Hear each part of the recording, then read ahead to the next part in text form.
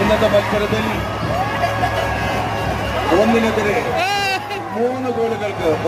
മൂന്ന് ഗോളുകൾക്ക് SRL solar VPAM sports club Thaliparamba വിജയിച്ചിരിക്കുന്നു. ഇന്നത്തെ മത്സരത്തിൽ ഒന്നിനെതിരെ 3 ഗോളുകൾക്ക് SRL solar VPAM sports club Thaliparamba വിജയിച്ചിരിക്കുന്നു.